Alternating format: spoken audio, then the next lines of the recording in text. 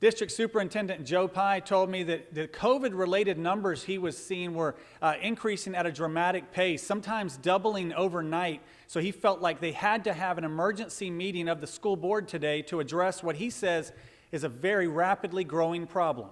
But starting Tuesday morning, they started really coming in big, and by Wednesday we saw a big jump.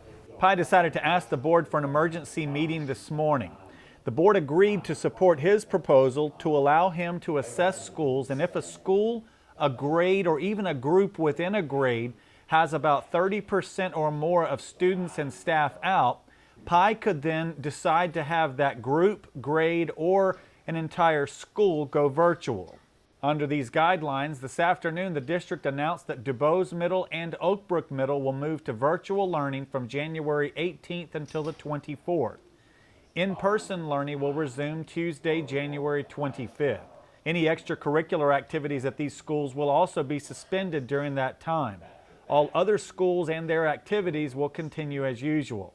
Mark Perez is a parent of a Gregg Middle student.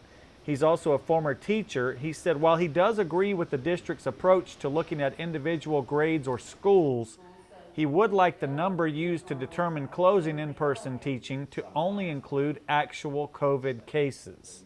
I think that's the best approach overall. I don't necessarily agree with it if they're going to include in there like children like mine or others that are just being isolated because they may or may not have come in contact with somebody that was COVID positive. But I think overall, out of his choices, that was probably the best that he could do because it doesn't paint everything with a broad brush and take the entire district and shut it back down entirely virtually again.